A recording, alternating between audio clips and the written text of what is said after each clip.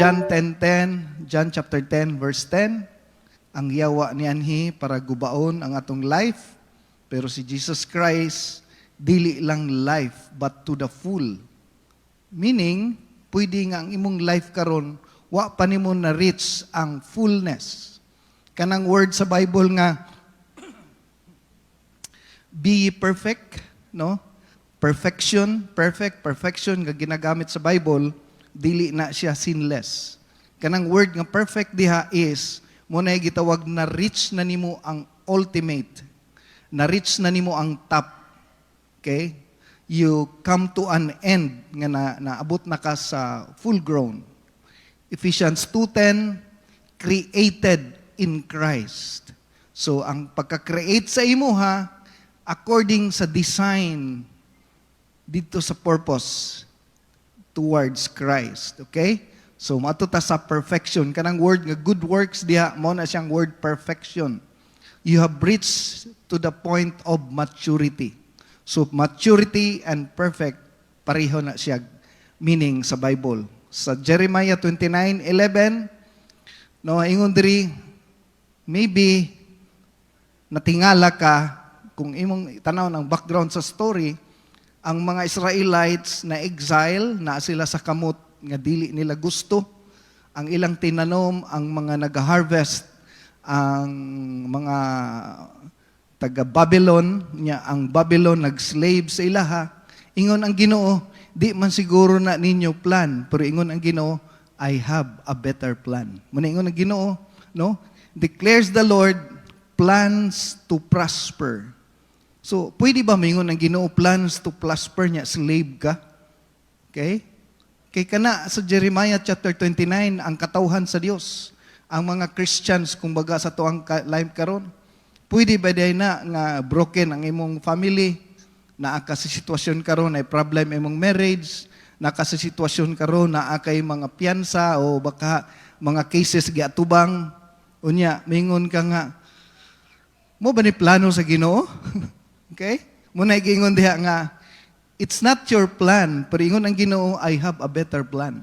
Kanang giingnan sa Ginoo plans to prosper you, ang gisultian ana, marag makaingon ka asaman.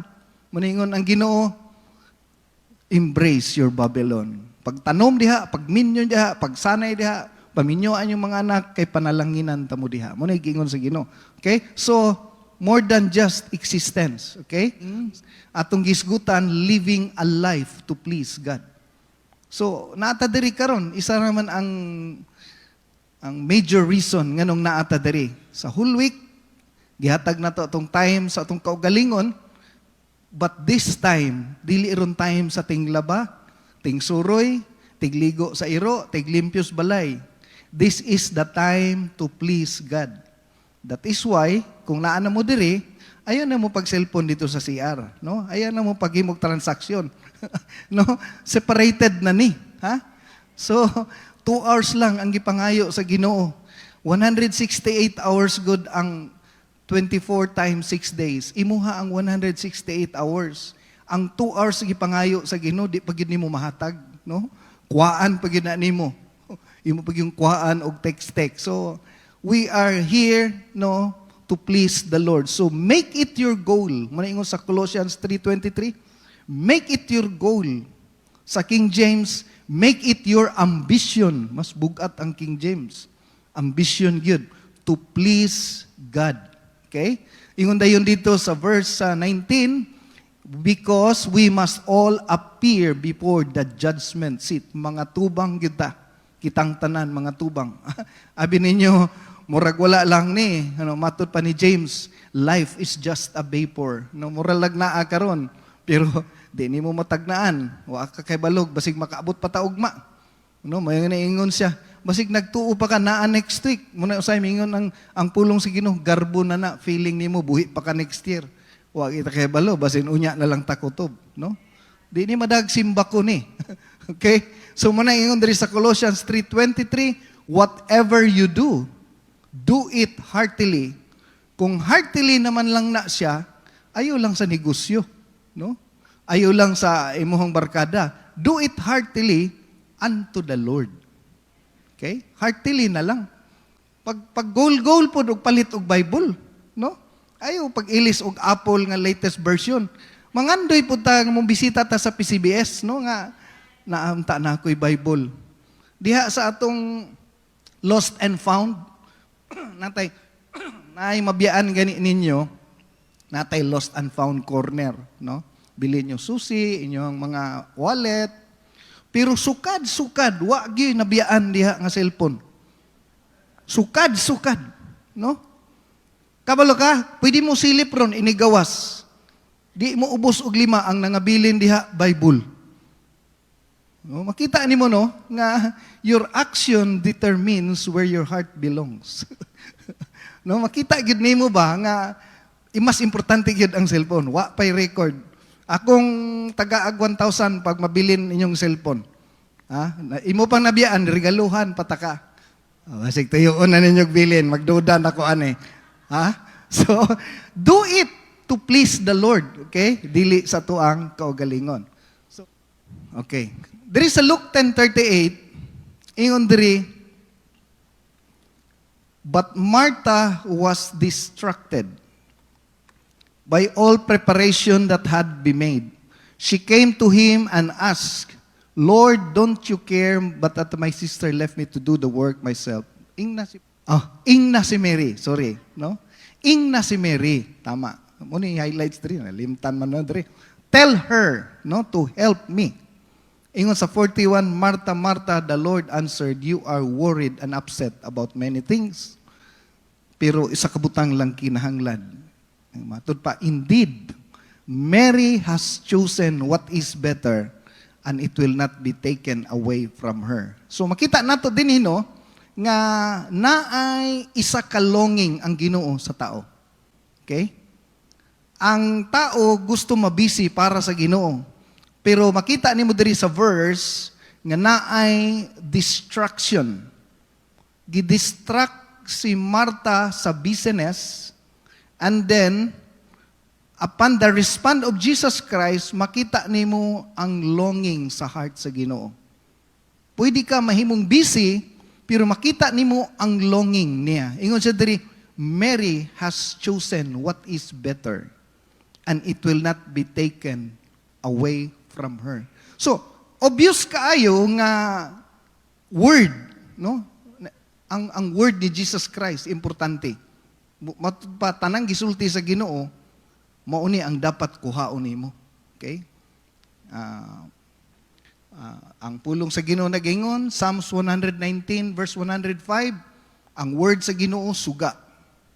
Dili ka makadrive og sakyanan nga way suga, mahulog ka. Di ka pwede maglakaw sa ngit-ngit nga lugar nga way suga. Ingon ang pulong sa Ginoo, ang pulong sa Ginoo suga.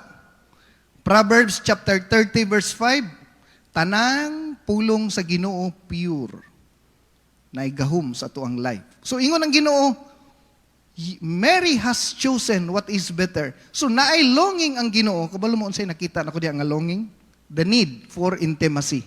Okay? Luke 10:42. Ingon dito, few things are needed, indeed only one. Mary has chosen what is better and it will not be taken away from her. Ingon dito, ang Ginoo concern sa intimacy. So, upon defining our purpose, pagpangita sa atong purpose sa life, paglocate sa function nganong naata diri nag-exist, dapat makuha nato unsa gyud gusto sa Ginoo. Ang gusto sa Ginoo is intimacy. Okay? Ang meaning sa intimacy gikan ni sa word nga intimate, kanang kasuod. Munay gigamit nato nga term, pwede ka kaila kay Duterte pero si Duterte wa kaila sa imo. Kay walay intimacy. Pwede ka nakaila sa Ginoo basin ang Ginoo wala kaila sa imo. Pag walay intimacy. Walay closeness. Okay? Sa Matthew 15 verse 8, ingon dito, many people honor me with their lips, but their heart is far from me. Nganong nahimong far? Kay walay intimacy. So muna ingon siya, Mary has chosen what is better. So pag ang tao, priority niya ang Ginoo sa life, importante siya ang Word of God, na craving sa iyang heart nga giuhaw siya. Di ba? Ang timbangan biya sa Ginoo is ang motivating factor. What drives you to go abroad? Ya? Unsay nagtuklod sa imo nga mag-abroad ka? Ang imong goal, abroad, dollar, future, greener pasture. Pero ang Ginoo, unsay nagtuklod sa imo, ano maadto ka dito? Mao na ang view sa Ginoo. Okay? Nganong gusto kang madato? Basin tungod gidaog-daog ka. Nganong gusto kang mag-lawyer? Basin gusto kang manimalos. Okay? So, ang gitanaw sa Ginoo, unsa ang driving force? Unsa ang factor nganong gikuha nimo sa kabutang? Nganong niadto ka didto? Nganong siya imong giminyo? Unsay intention nimo? Unsay purpose nimo? Ang mata sa Ginoo nasa pika side of the coin. Unsa ang driving force? So, ang Ginoo, concerned gyud unsay nag-drive sa imong existence. Nganong naa ka diri? Okay? Nakasulay na ba kag hilak nga Lord, gikapoy na kog pamakak. Mo nay gusto sa Ginoo. Okay? Mo nay gusto sa Ginoo. Lord, gikapoy na ko sa kong pagkauwagon. Mo nay gusto sa Ginoo. Kana ganing naatay inventory, self-realization. Lord, compromise ang akong trabaho. Lord, dalo ko. Tinagsa, kana ganing chismis gani, wa gay ko kadungog tawo ni angkon nga chismosa siya. Pero ang iyang stroke, wala na, gapasa nagstorya. No, kanang Lord, nganong di man jud ko kapugong. Isulti man gyud nako. Wa pa siguro nakasulti ana sa altar call, basin unya pa. No? Pag makita sa Ginoo, it means you long for intimacy. Nagtinguha ka og deeper relationship. Gusto nimo i-develop ang imuhang closeness sa Ginoo. Okay? So, tanaw na to ang isa sa mga reason. Okay? Diversions. Okay. Si Martha na-divert. Gigamit sa word dito is na-distract siya sa kabisi. Wala siya kay balo nga gi-divert siya sa original purpose. Ang kanang driver ganahan jud diversion, no? Gapong hining diversion gyud, no? Kay shortcut ba? Dali ra mo abot, no? Daghag ganahag diversion, gusto dayon ka mo sinso, gusto dayon ka ma-promote, gusto ka ma-increase, gusto ka mailado, tanan, okay? So mo nang daghang pangwarta ron nga gusto dayong madato and then mag-lead sa frustration. Kay ang diversion isa siya sa tool nga ginagamit sa yawa nga mawala atong focus didto sa original purpose. So, nagsugod ta sa pag-understand sa existence, naata diri to please God, to honor the Lord, no, to glorify God, to create intimacy, pero ang yawa iyang tinguhaon ang diversion para mawala ta sa original purpose. Okay? So, kuhaan na to base si King Solomon, 1 Kings chapter 6 verse 38. Siya ang pinaka-perfect example sa diversion. Okay? Nawala na siya sa iyahang purpose. Di ba? Bago pa ta diri, nag-please ta sa Ginoo, nakaingon ta, Lord, salamat imo kong giluwas. Salamat, Lord, imo kong gibag-o. Salamat, Lord, imong giusab akong kinabuhi. Sa life ni King Solomon, grabe ang wisdom gihatag sa Ginoo siya. Niabot sa point nga ang iyang heart naka-create siya intimacy, closeness sa Ginoo. Tungod niya na iyang gi-construct ang building sa Ginoo. So, uban sa tuwa, daghang kayong mga goal to develop nga, Lord, gusto na ko mag-increase, mag-mature. And dito sa 1 Kings 6:38, the 11th year of the month, the 8th month, the temple was finished. Building na, ha? Iyang gitukod para sa Ginoo. Ingon dito, in all its details, according to its specification, he had spent 7 years building it. Wala pa'y mga bulldozer, wala pa'y mga backhoe, wala pa'y mga crane, wala pa'y mga truck, wala pa'y mga simento. Pero naabot og 7 years, nag-hire sa mga kuyaw nga mga sculptures para lang matukod ang balay sa Ginoo. So, ingana po ta, nag-build ta sa tuang life para sa Ginoo. Okay? Malitag barong, malitag Bible, attend tag Sunday school. Grabe, ang ato ang life. Gidevelop ginato para sa Ginoo. Then, pagdagan sa panahon, diversions. Okay? Pag abot sa 1 Kings chapter 7 verse 1, katong verse ganina nga atong gibasa, last part to sa verse 6. Isa lang ni sila kabuktikang verse 7 na dayon, chapter 7 verse 1. It took Solomon 13 years, however, to complete the construction of his palace. Akong gisik ang mga ancient ruins sa palace ni King Solomon, gibungkag din gialaw sa Ginoo. No? Muna nga gikuhaan na lang nila replica according sa iyang location. Ingon dito, gitukod niya ang balay sa Ginoo 7 years, pagtukod niya sa iyahang palace. Pag-improve sa atong life, giuna na to ang Ginoo. Kay we are nangita ta sa purpose. Unsa gyud plano sa Ginoo sa atong life. Pagdagan sa panahon, motor hantod nakasakyanan ka.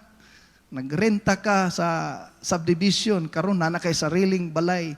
Imong anak isa pa, karon imong anak doktor na. No? Niabot ang panahon nga nag-increase, ang responsibility nag-increase. Nagdako na ang tanan. Katong time nga nag-construct ka para sa Ginoo, wa ka kahibalo na divert. No?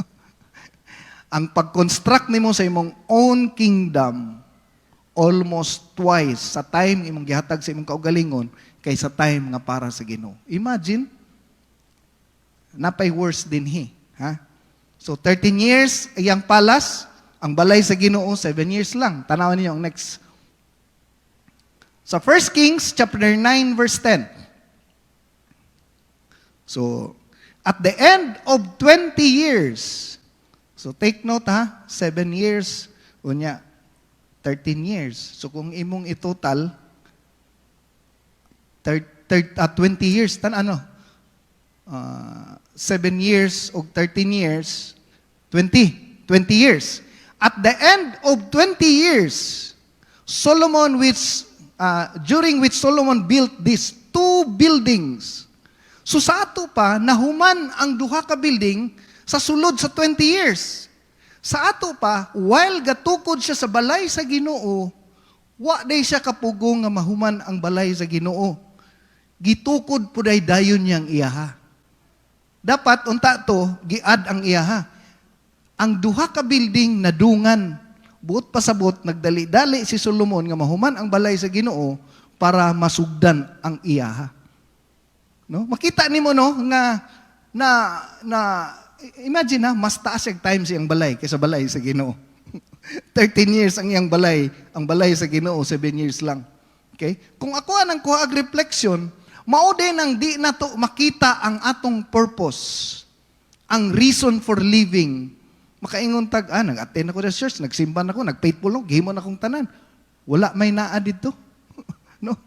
Wala may naa, wala man ko himo, or man gihapon. Kay nga naman, wa ka kabantay nga si Satanas nangitag pamaagi nga ang imuhang purpose ma-divert. Okay? Ma-divert. So sa tuwa po diri, no? Dati-rati naa kay calling, naa kay conviction sa kalag, naa kay burden sa ministry, naa kay dream, na kay longing nga one day, Lord, mahimo kong ministers. One day, Lord, mashiran ako ang akong parents, akong mga classmate. One day, Lord, mag-testify ko. One day, Lord, appeal ko sa choir. Lord, one day, maabot ang time, mahimo kong part sa imong kingdom. Pero karon wala na. Because of diversions. Okay?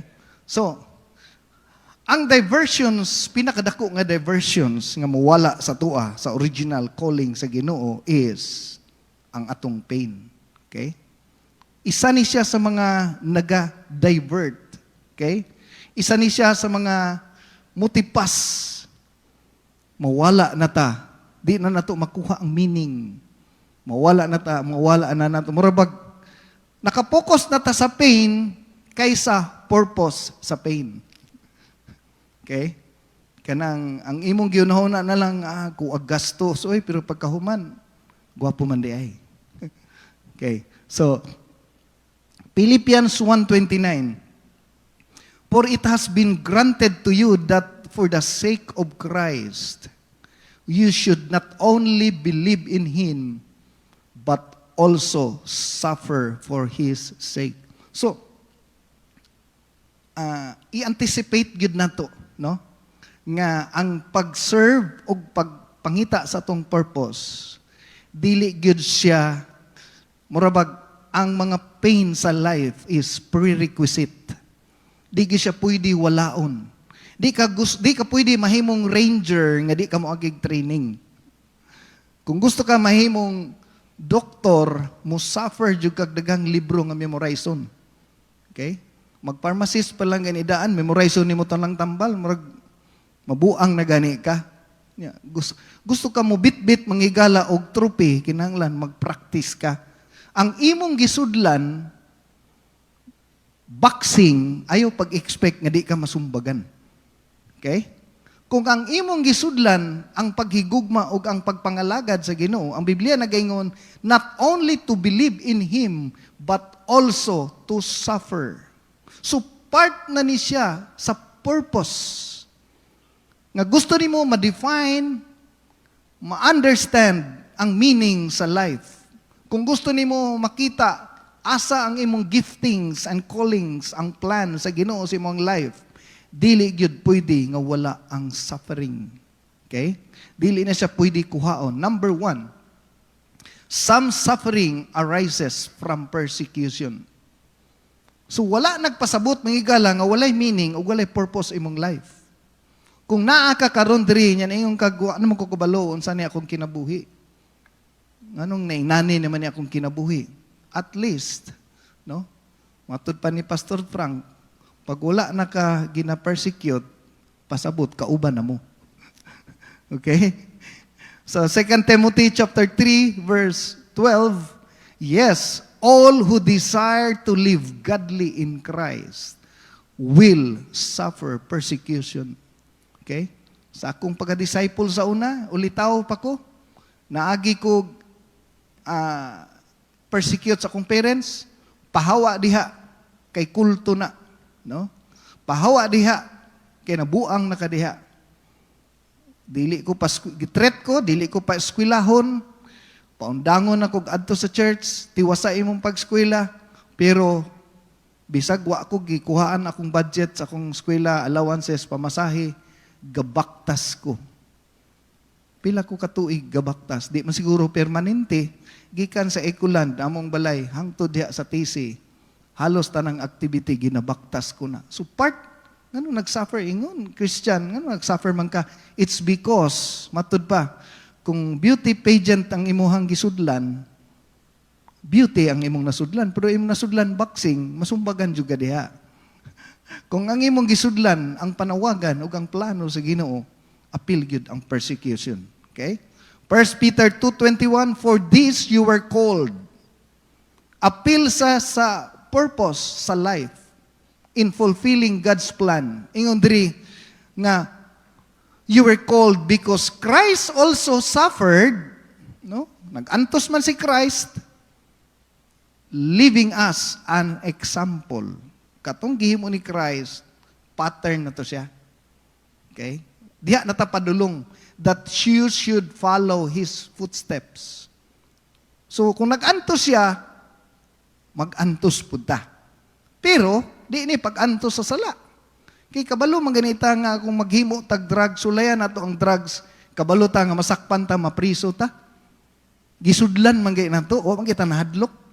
Kabalo kita nga ang sigarilyo makakos og burger disease, cancer ug uban pa. Pero gisudlan gihapon nato. Tanang mga kabuang immorality, kaulag, gisudlan nato nga way ko kahadlok. Karon para sa Ginoo mahadlok ta. Okay? So, i-accept nato na nga reality. Kay ang uban sa inyo karon murag nahimong blurred ang purpose sa Ginoo sa atong life. Kay murag para ninyo, murag kung kanus ako nangalagad, murag magnihinay na akong negosyo kay di ko ka transact og Domingo, no? Murag magnihinay manon akong negosyo kay murag feeling nako Di naman ko makabaliga ning mga sigarilyo. Daghang kitag excuses nga murag tan-aw nimo, mas may pay mo biya ko para makusog akong negosyo, not knowing mas daghan day ang mawala sa imo. Okay, kung kabalo pa lang tanga daghan ang mudugang, basin og mausab ang imong stroke. James chapter 4 verse 4, adulterers and adulteresses. Okay? Mga mananapaw. Ingon siya, do you not know that friendship with the world is enmity with God? Ang difference sa enemy ug ang enmity, kay ang enmity is hate. No? Ang enemy is against sa imuha. Kalaban nimo, kakumpit, pero ang enmity is hatred with God. Okay? Ingon dito, kung makighigala ka sa kalibutan, na magkaroon og kanang long-term hate, munang meaning sa enmity, long-term anger, enmity with God. And whoever therefore wants to be a friend of the world makes himself an enemy of God. So imagine, kung mga lagad ta sa Ginoo, finding our purpose, no, ang pag-find sa meaning sa ato ang life, dapat na ay clear boundaries. Klaro ang boundaries between the world and God. Na kay limitation sa imong mga friends, na kay limitation asa lang kakutob. We love them, pero dili ta pwede mo join.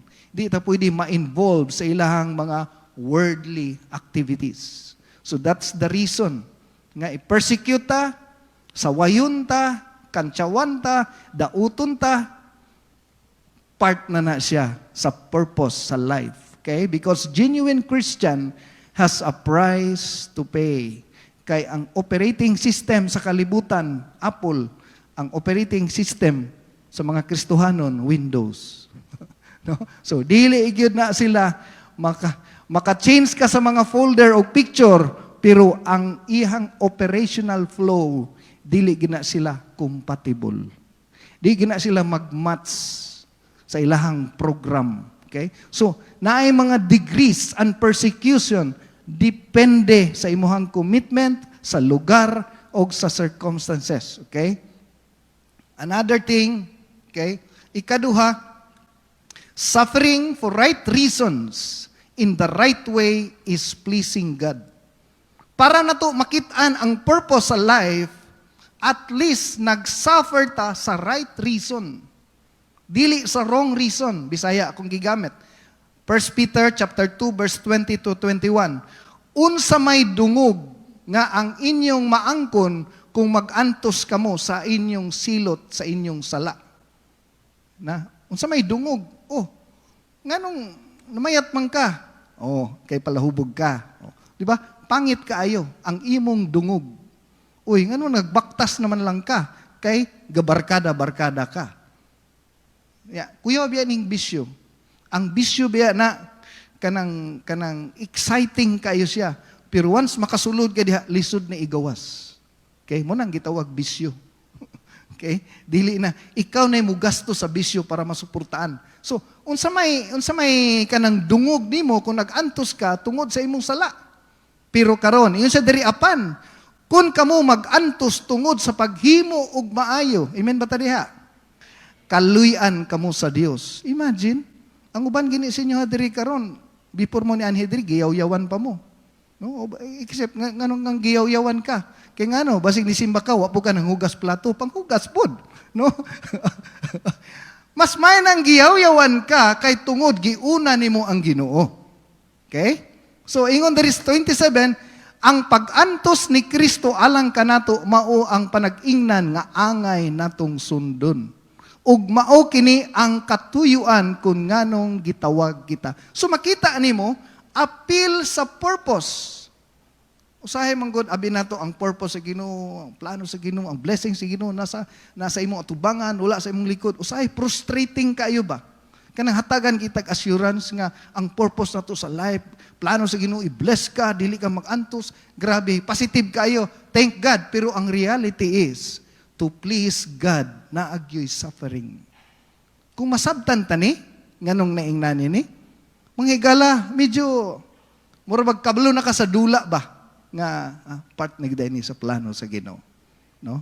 So ingon diri ang katuyuan nganong gitawag mo sa Ginoo kay ingon diri aron masunod ta ang kinabuhi ni Kristo, no? Ingon sa Philippians chapter 2, ang Christ likeness, ingon sa Ephesians chapter 4, ang Christ likeness mo ra gini ang pinaka ultimate purpose nganong nag-exist sa kalibutan, to become like Jesus.